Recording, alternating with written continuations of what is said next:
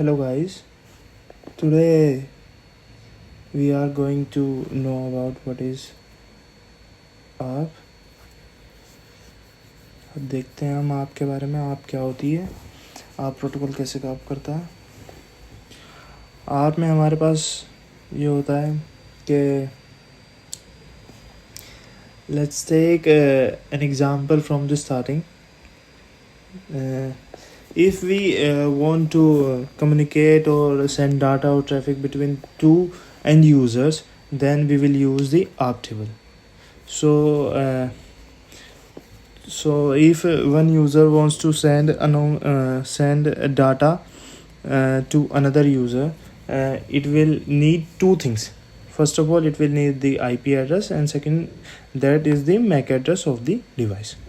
So the MAC address, so a device has a MAC address. Device has MAC address in its NIC. So network interface. So device has the NIC. So a device which has a NIC, it will also have an MAC address. Whatever the device is, it will be the.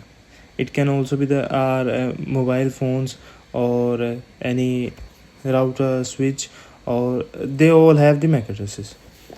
So the MAC address will determine that this is the device that I want to connect and I want to send my data to, and the IP address will find that device on a network.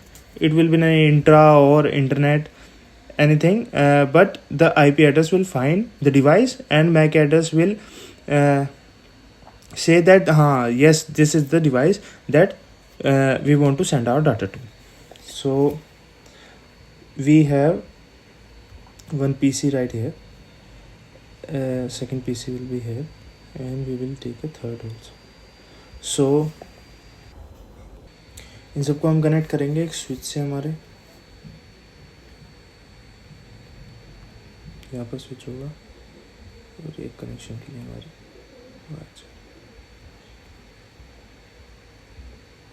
ये second PC से और ये third PC से। सो आप में क्या है, हमारे पास आप में है कि जैसे कि हमें अब PC1 से PC0 से PC1 पे कोई भी ट्रैफिक या डाटा सेंड करना है। अब उन्हें तो नहीं पता कि हमें कहाँ पे जाना है, तो वो क्या करेगा कि अगर हम इसमें एक IP डालते हैं कि आपकी IP ये है, अब इसमें हम DHCP कॉन्फ़िगर कर देते हैं इसे, ताकि अपने आप कोई IP ले ले, हमें इसे IP अभी ना देनी पड़े। तो DHCP से इसको हम गेटवे दे देंगे ऑटोमेटिक करके। तो उसमें क्या होगा कि ये अगर डाटा कोई सेंड करना है, इसको पता है कि हाँ मेरे को एक IP पे डाटा सेंड करना है, पर हमें दो चीज़ें चाहिए ही चाहिए पैकेट ट्रांसफ़र करने के लिए। एक उसकी IP चाहिए और एक MAC एड्रेस चाहिए। IP हमारे पास अवेलेबल है, पर हमें MAC एड्रेस नहीं पता है। तो ये क्या करेगा कि यहाँ से एक आप रिक्वेस्ट निकालेगा, अपने ही सोर्स में से एक सोर्स पैकेट बनेगा जिसमें इसकी IP एड्रेस और PC0 का IP एड्रेस और MAC एड्रेस रहेंगे दोनों, जो कि डेस्टिनेशन में सिर्फ IP एड्रेस रहेगा। MAC एड्रेस की जगह वो FFFFF रिक्वेस्ट भेजेगा। वो बोलेगा कि मेरे को नहीं पता है इसका MAC एड्रेस क्या है, मैं IP से इसका MAC एड्रेस ढूंढना चाहता हूँ, तो मैं एक ARP रिक्वेस्ट भेज रहा हूँ। तो यहाँ से एक डेस्टिनेशन निकला और एक सोर्स निकला। सोर्स में इसकी IP और MAC एड्रेस होगा, डेस्टिनेशन में IP की जगह इसकी IP होगी, PC1 की IP होगी, और MAC एड्रेस PC1 का नहीं पता तो FFFFF भेजेगा वो MAC एड्रेस की जगह। यहाँ से निकल के वो यहाँ जाएगा, यहाँ पे जाएगा, वो ब्रॉडकास्ट में जाएगा। अगर यहाँ पर 48 यूज़र्स भी जुड़े होते हैं, जितने हमारे पास स्विचेस में होते हैं, तो वो सब पे ब्रॉडकास्ट होता। पर वो पैकेट जो रिसीव करेगा वो सिर्फ वही रिसीव कर सकता है जिसकी वो IP एड्रेस है। और किसी की अगर जैसे कि इसकी IP एड्रेस अलग होगी, इसकी अलग होती है, इसकी अलग होती है, तो अगर यहाँ से अगर ये IP एड्रेस में यहाँ से इसने ब्रॉडकास्ट कर दिया कि भाई मेरे को इस IP एड्रेस के लिए चाहिए है बंदा, जिसकी भी IP एड्रेस है वो रिस्पोंड करो, तो यहाँ से इसके पास भी वो पैकेट जाएगा और PC1 के पास भी जाएगा और 2 के पास भी जाएगा। तो PC1 की अगर IP मैच हो गई तो वो उस पैकेट को ओपन करके यहाँ पे अपना मैक एड्रेस उसमें डाल देगा और अब डेस्टिनेशन और सोर्स स्वैप हो जाएंगे। जो यहाँ पर हमारे पास डेस्टिनेशन क्या था, PC1 का IP एड्रेस और मैक था FFF के साथ, और यहाँ पे सोर्स जो था वो हमारे पास इसका IP एड्रेस और मैक था। पर अब यहाँ जाके वो कहेगा कि मैंने पैकेट ओपन कर लिया, अब मेरे लिए डेस्टिनेशन है जहाँ से ये पैकेट आया है जो कि PC0 की है। अब डेस्टिनेशन में PC0 की IP रहेंगी, मैक एड्रेस रहेगा, और सोर्स में PC1 का मैक एड्रेस एंड IP रहेगी। तो यहाँ से वो पैकेट ट्रांसफ़र कर देगा, जबकि PC2 ने वो पैकेट आया तो ब्रॉडकास्ट तो हुआ पर रिसीव नहीं करा। क्यों? क्योंकि उसकी IP मैच नहीं हुई जो उसके डेस्टिनेशन पैकेट में थी।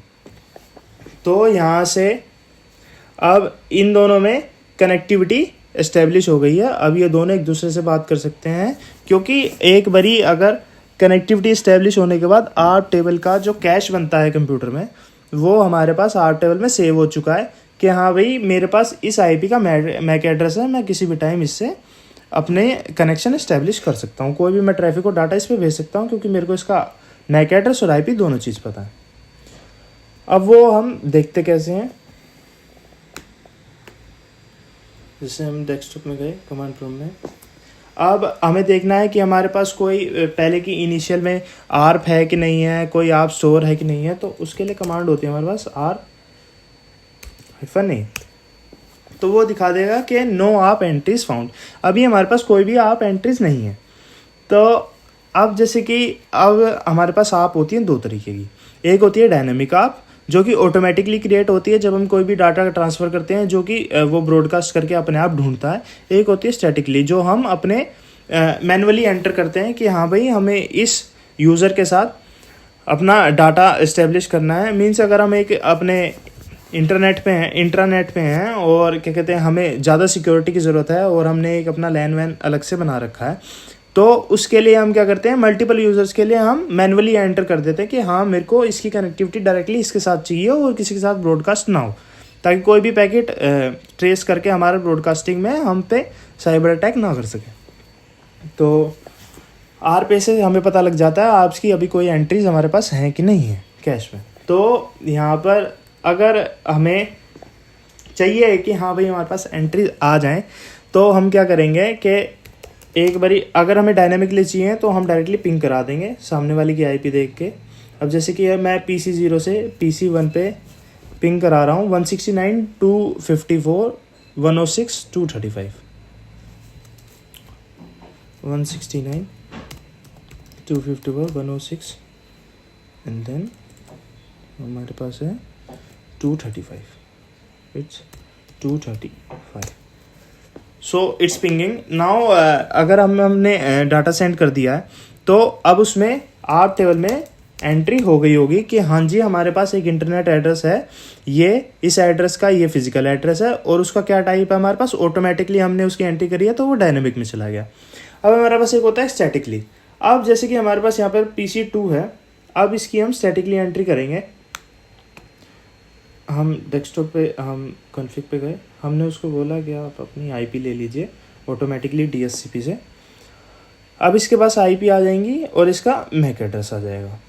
हम यहाँ से भी पैकेट ट्रेसर में हम यहाँ से भी देख सकते हैं, जैसे कि इसका मैक एड्रेस यहाँ पर दिखाई दे रहा है फास्ट इथरनेट 0 के सामने 001.97.95.0300।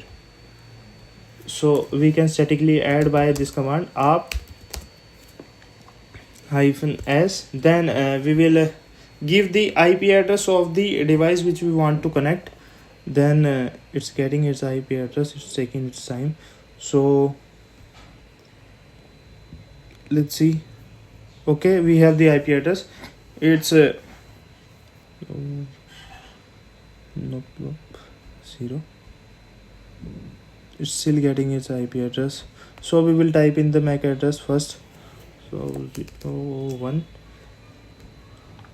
it's 0001 point dot that's 97. What's after that?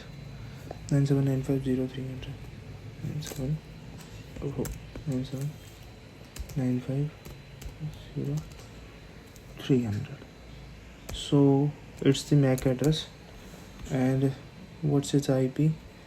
Maybe it's yes, 169.254 3.1 3.1 169.254 3.1 and this. Actually, in packet Cisco Packet Tracer, this static command is not work properly sometimes.